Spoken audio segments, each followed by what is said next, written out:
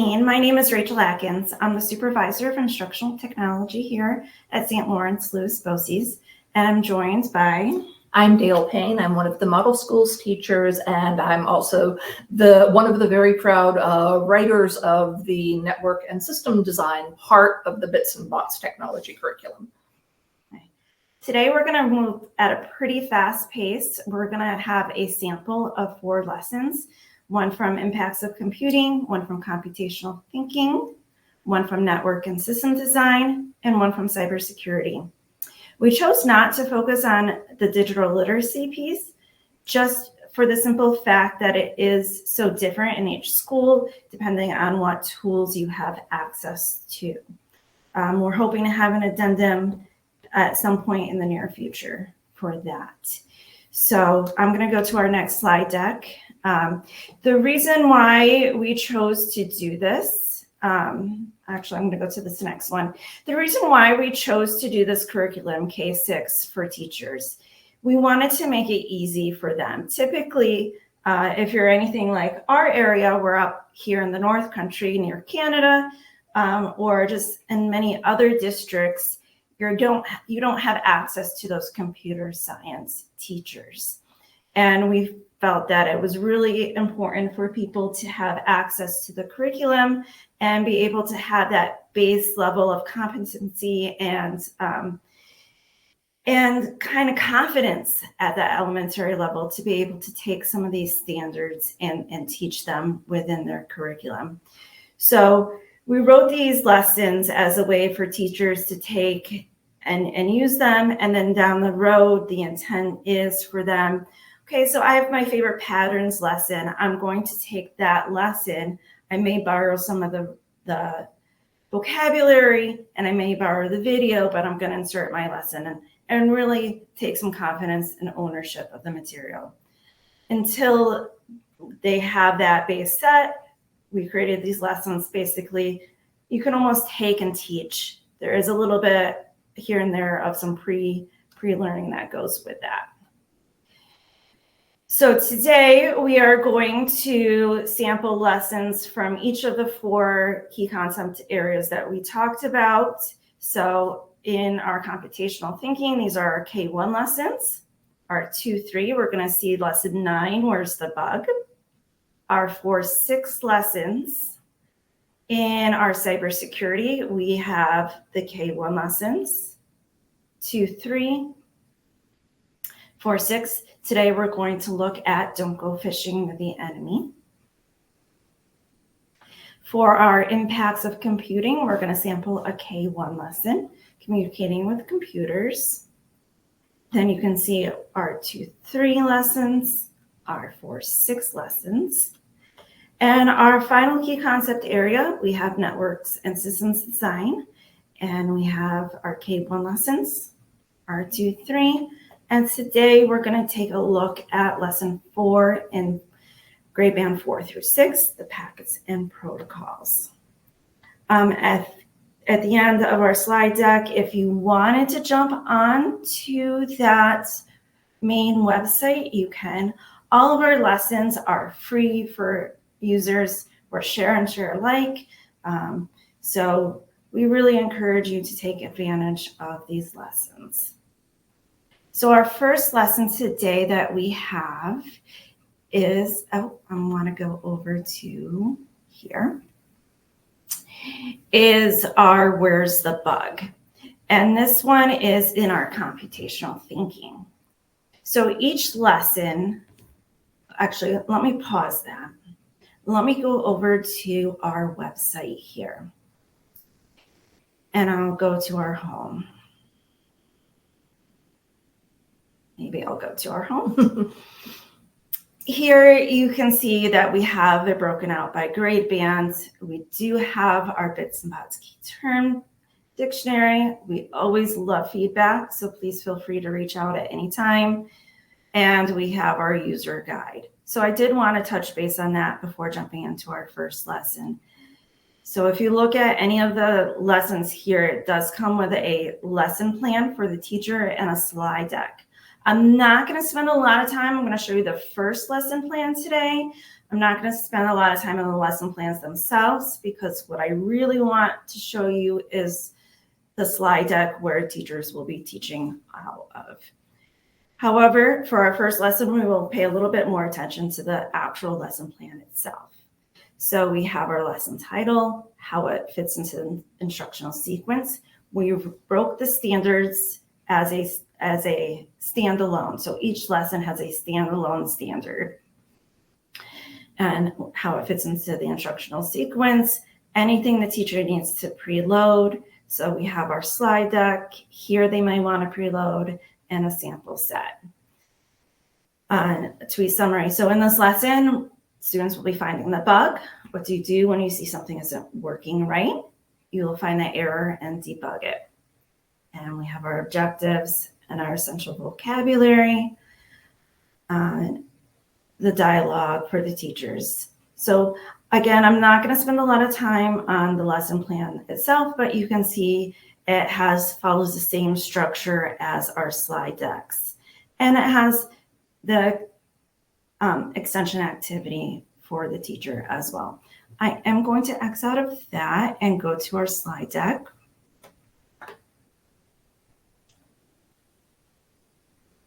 So this is what your students will see when they're teaching this lesson. So it can be taught at the second grade level. It can be taught at the third grade level. So you work with your individual district and team to decide some of those things. If this is the curriculum you choose to go with, and why not? It's free and we think pretty complete. So where's the bug? Computational thinking, algorithms, and programming. So each of these lessons today, we're going to spend about 5 or 6 minutes on. By the end of this lesson today, you will probably be able to state, I can debug the error in a set of directions. Our vocabulary, some of our 4-6 vocabulary doesn't necessarily follow these same rules, but we really worked hard to keep these vocab words 8 words or less and student friendly. So debug, to fix a problem within a code, problem, a situation that needs to be solved, error, a mistake, directions, an order of instruction to be followed, and finally, algorithm, a set of instructions or rules used in order to solve a problem.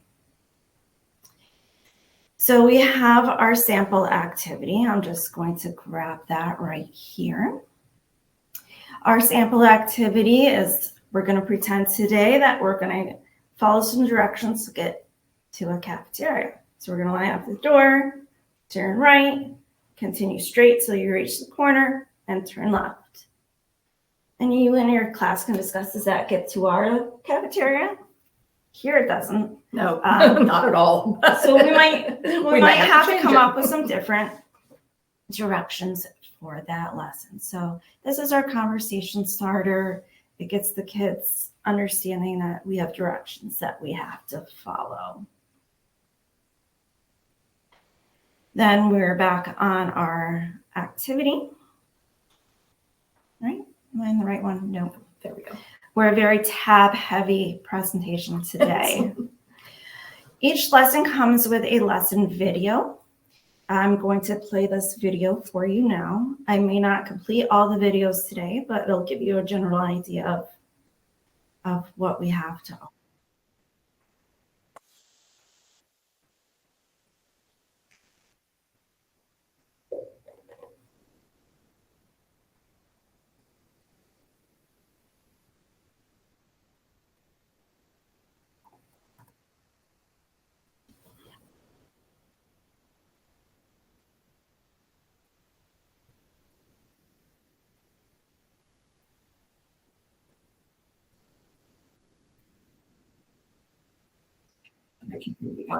On this one. Thank you, Catherine. We're going to see if we can get that fixed.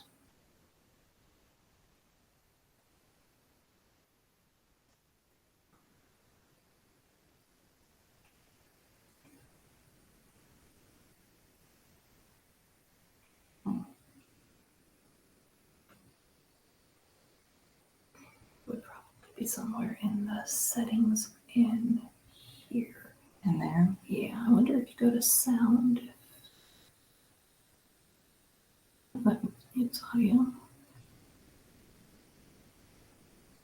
We can skip the video. We'll skip the videos. Sorry about that. So what we'll do is we'll skip the video. You can hear the regular audio, correct? I'm sure they can. I'm sure. Somebody would have said Okay. something. Thank you again. So I will leave you to watch those videos on your own. They are pretty cute. We had a model schools coach who wrote the impacts of computing. He's our star of those films. And if you get time later on, feel free to watch those. No worries if you can't hear those on your own.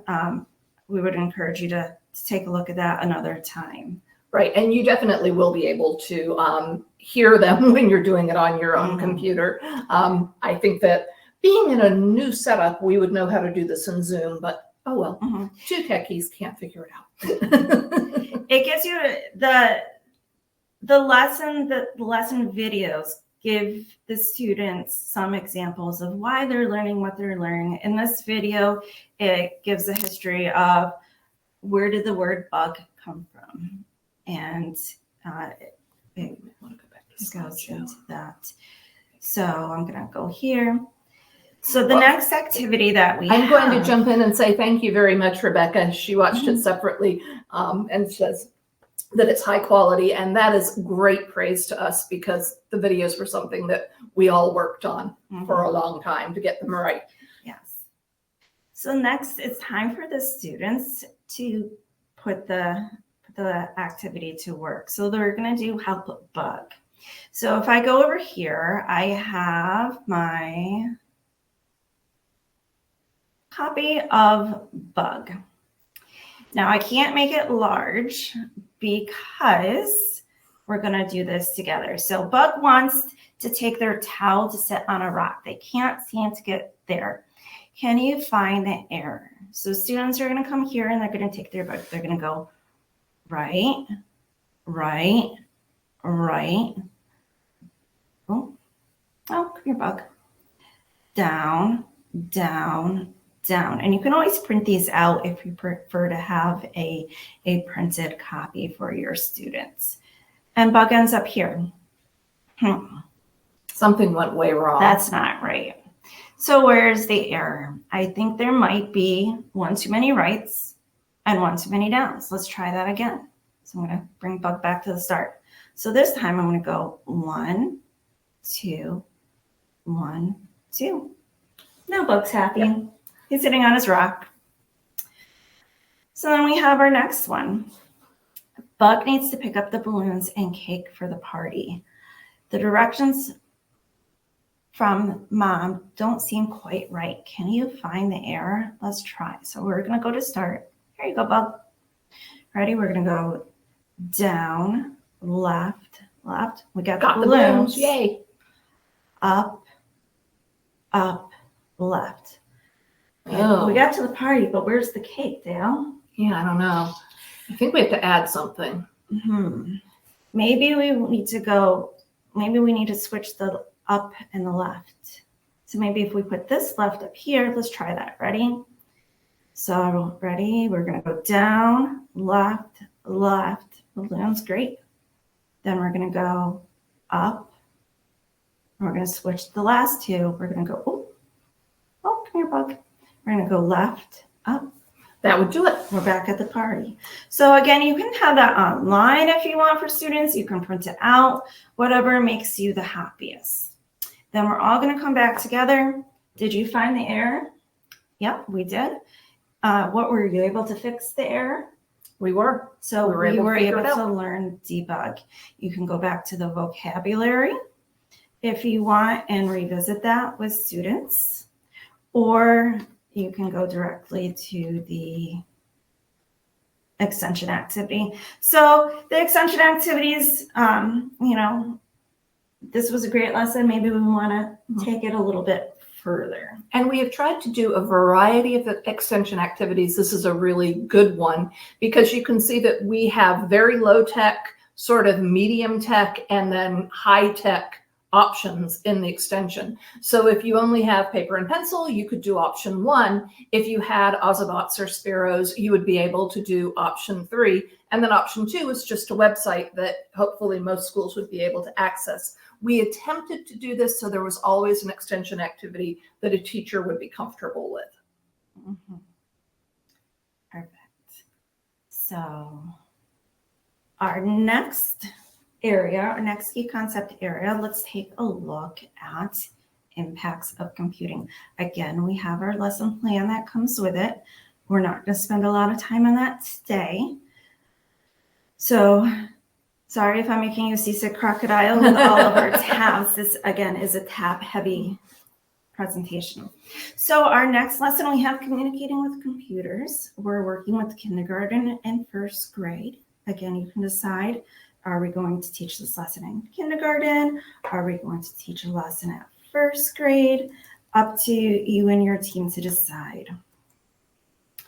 So by the end of this lesson today, you will probably be able to state, I can identify different ways that humans interact with computers or computing devices. I should probably say, if I was doing this as a classroom teacher, would have revisited the objectives at the end as well, which I did not for the first lesson, so I apologize. And our second I can statement, I can interact with computing devices in different ways to make selections. Clicking buttons, using a mouse, using a drop-down menu. We have our vocabulary words. We're not going to go over all of them today just for the sake of time, but we have interact, text box, drop-down menu, mouse, button, and select. So all things that are really important for students to learn how to do. And then also thinking forward ahead with computer-based testing being all mandatory this year, starting in third grade, our students need to know how to do some of these tasks and to be able to do them effectively. This typically doesn't happen. I think we have 1 or 2 where we have a 7th vocabulary word. We also have click and drag, which is important. We just did that with Bug. We clicked and dragged Bug to his party and his rock. Our activation for this lesson. When we say humans interact with technology, computers, mice, tablets, phones, we mean that ways humans use computers to help them complete tasks. For example, if we use a laptop, we use the trackpad to help us move the mouse on a screen. So take 30 seconds with your elbow partner and talk about different ways you can use technology. We have our lesson video. I'm sorry that you're not able to see that or to hear that. I go to our next slide. I would hope that maybe you take some time and are able to listen to those videos on your own. And from the chat, it sounds like many of you are taking a look at the videos and going through the website by yourself. We are happy to have you doing that. So that's wonderful. Mm-hmm. Oh, so we had a question about Spanish. I've already answered it. Yeah. Yes, I'm being the chat meister today so that we can do this smoothly. Yeah. It would be lovely for us to be able to translate into Spanish. Lessons. Yeah, that would be just great. You know, I'm not sure we're there yet, but you know, hopefully we can get there.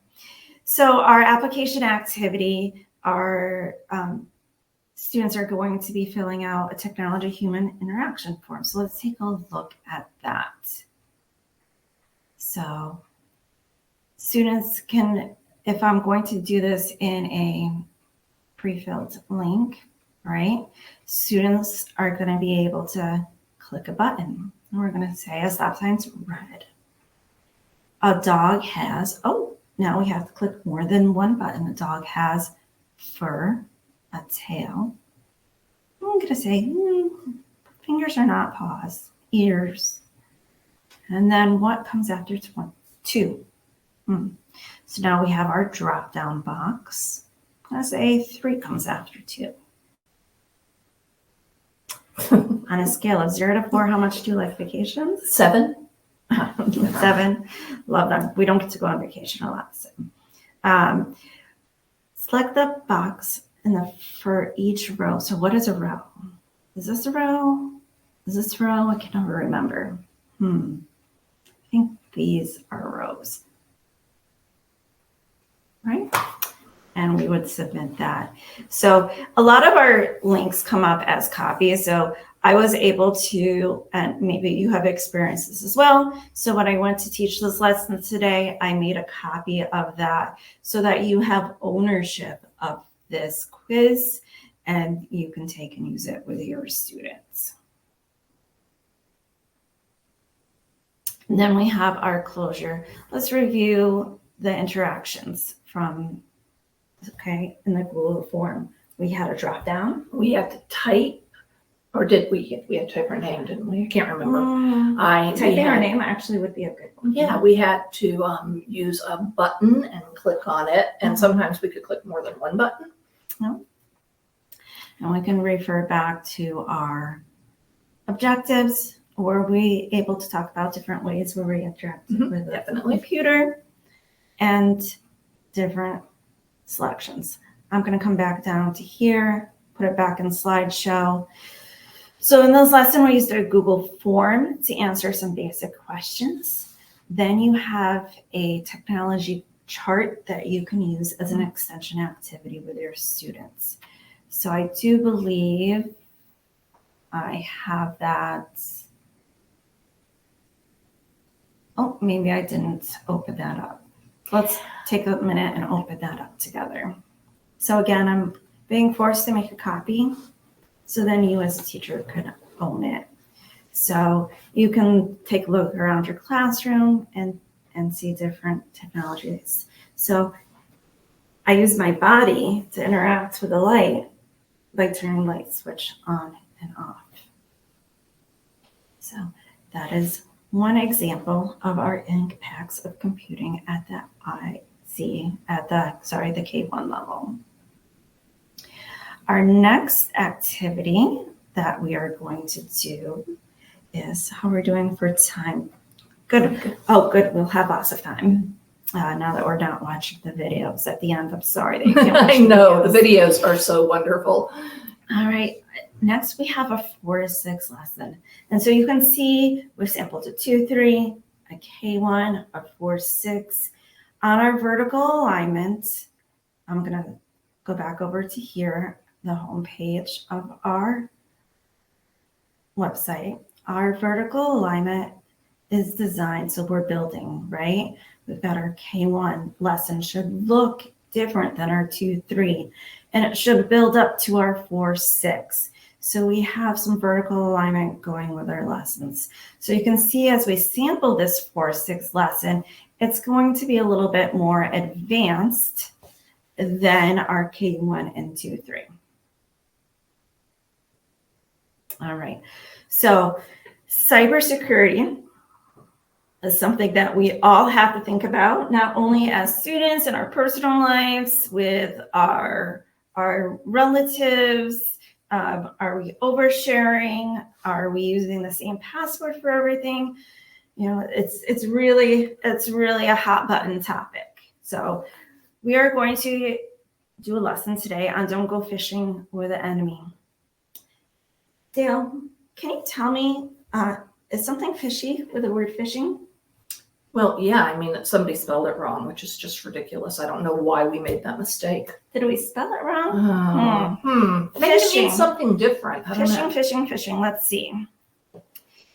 By the end of this lesson today, you will probably be able to say, I can explain what suspicious behavior looks like in common applications and devices, including suspicious, I can't say the word suspicious today. You're doing fine. Suspicious data links, viruses, and malware.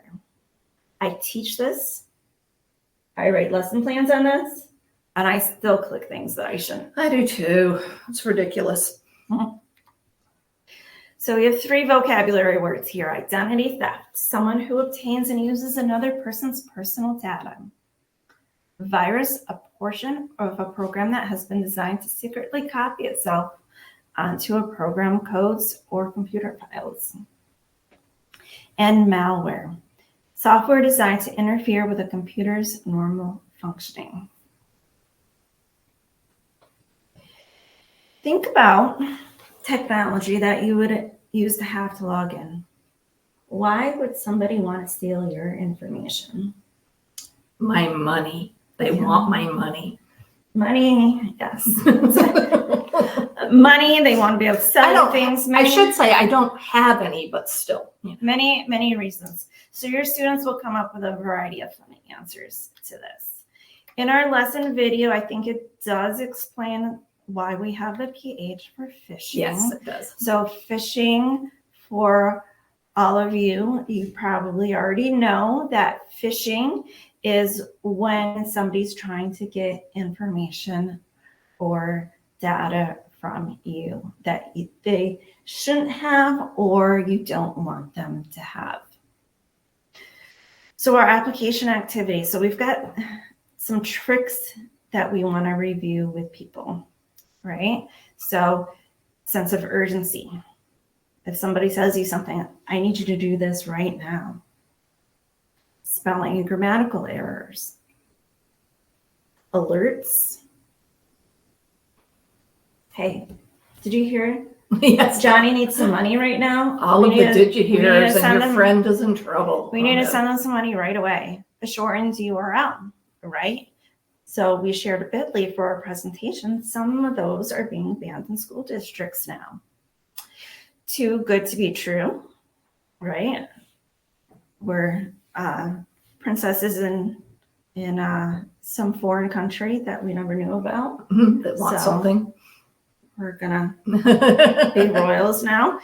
Generic or missing greetings. So those are some things to look out for. You would probably go into a little bit more depth with your students. And some of these are mentioned in the video. Yes. So there are examples for the students. Yes, but for the sake of time, we won't, we are rushing through these lessons because we do want to see a sample from each.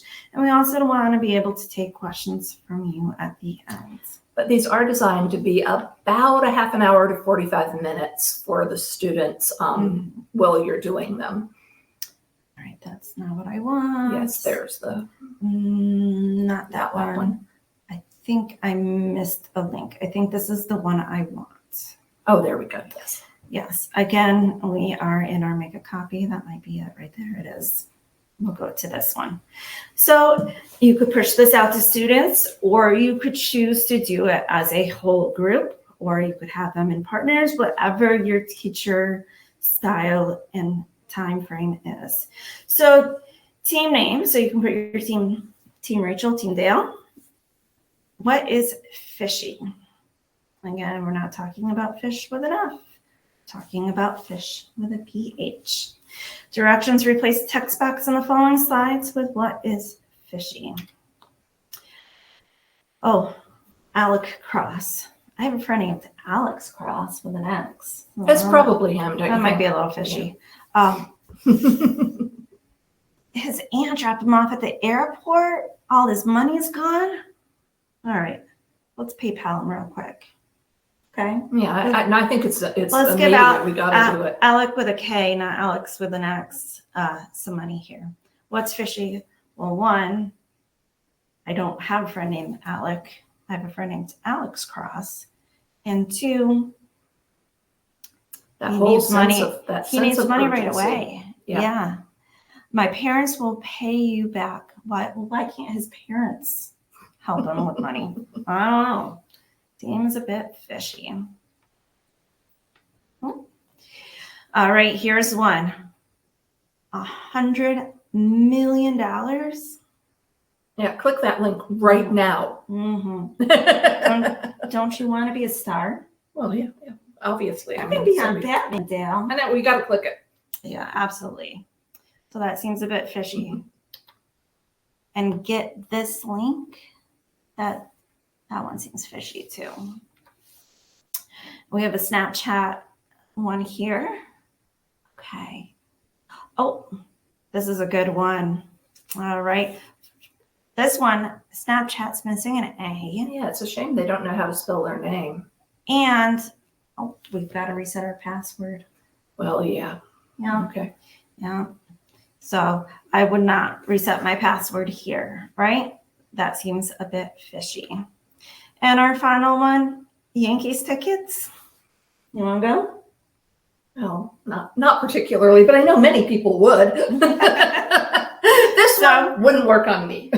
If you're that diehard Yankees fan, would you go down this rabbit hole? Maybe. Especially because they're Tikets. All right. So we're back over to, let me come back over to here.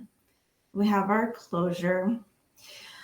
So now that we kind of know what phishing is, what would you do if you accidentally clicked a phishing email with your school account, Dale? It is always surprising to me the number of kids who say, I wouldn't tell anybody, I'd be afraid to get in trouble. So we always make a big deal about tell anyone, tell somebody.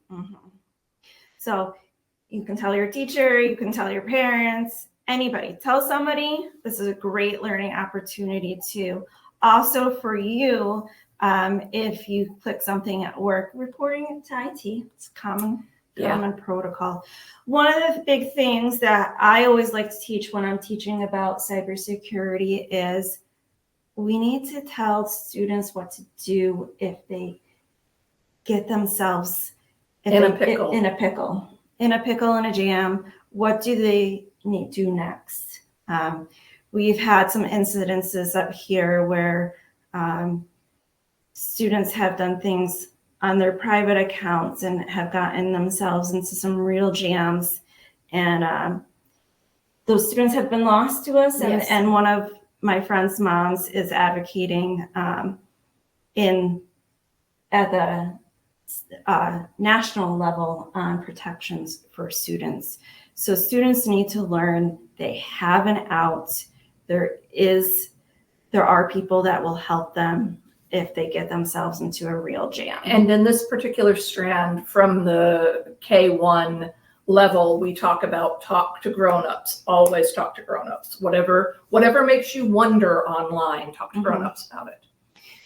So by the end of this lesson, they should be able to explain what suspicious behavior looks like and some common applications and devices, including suspicious data, links, viruses, and malware. Our extension activity, I'm going to go back over to here. I'm not going to click on this because I have it open for you right here. I'm going to click out. We have a great quiz. I encourage you to try this on your own, and you can decide for yourself if something is real or fake. So it's a great extension activity for students to be able to practice on their own in a secure box. And we did not create this. We should say that this is a link to a great Google product. Yep. Right. So we've done 3 lessons. We are on our 4th lesson. There we go. Right here. And since Dale wrote the network and systems design strand or key concept area, I'm going to let her do the teaching on this for us. So one of the things that we heard from teachers over and over again was, well, I think I could handle the other things, but I don't know anything about networks and system design.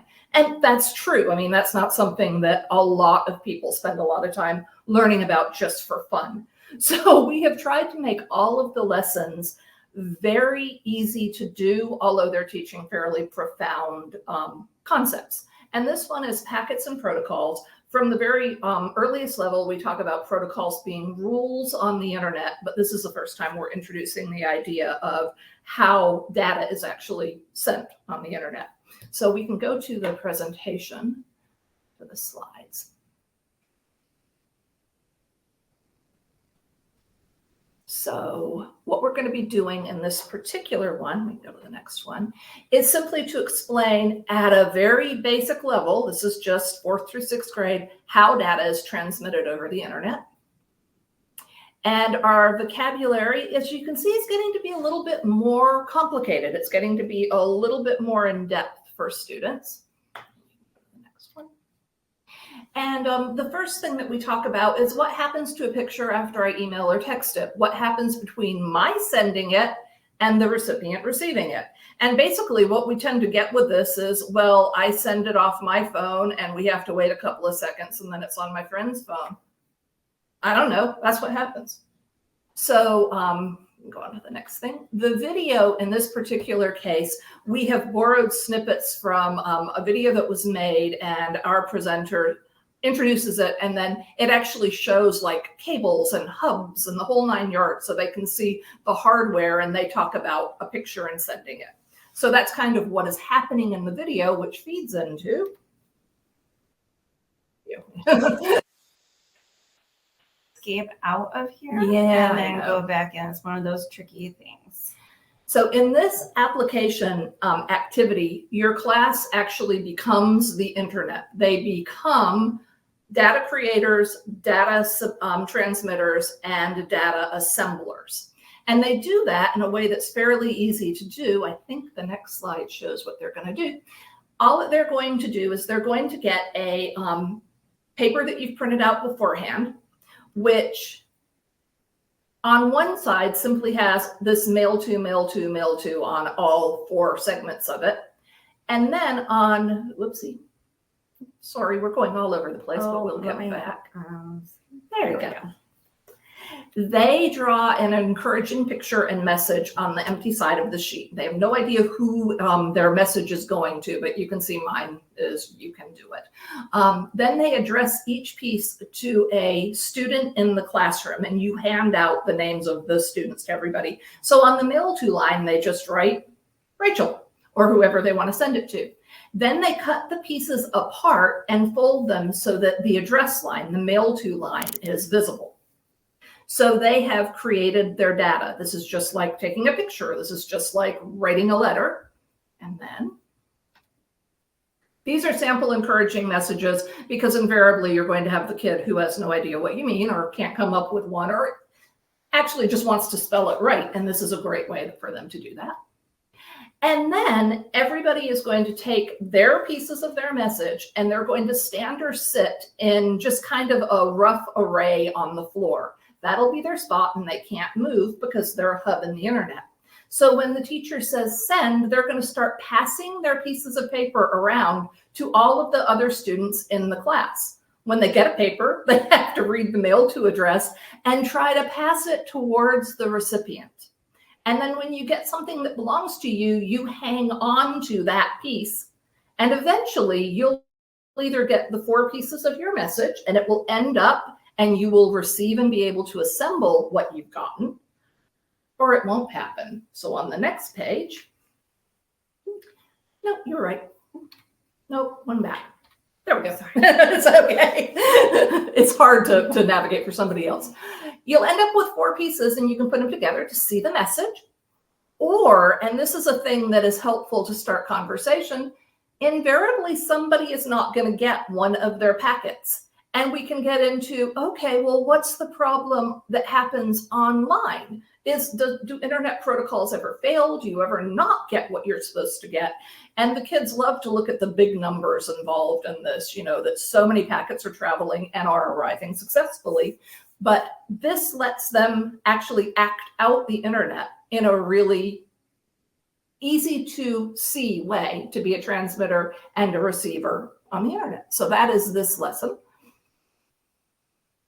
And then by this point, the kids will have a much better idea of what is actually happening when they send data online.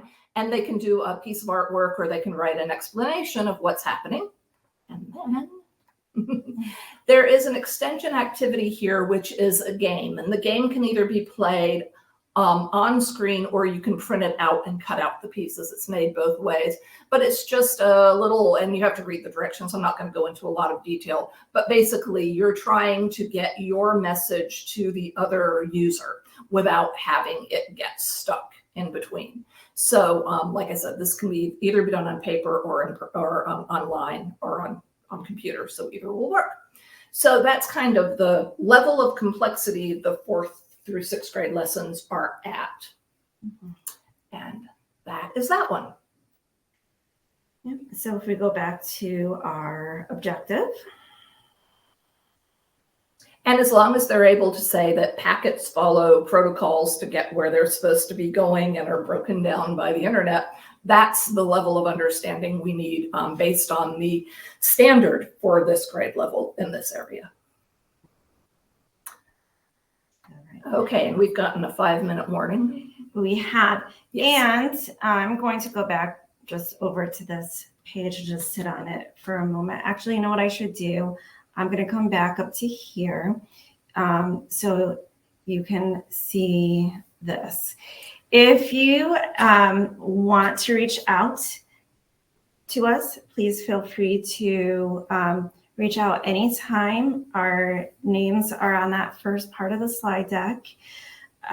Stacy asked we should consider presenting at NICE. Fun fact, we presented last year. We did. We did an overview and we had presenters on each of the 4 key concept areas, including our star of the videos. Jason Snyder was there last year.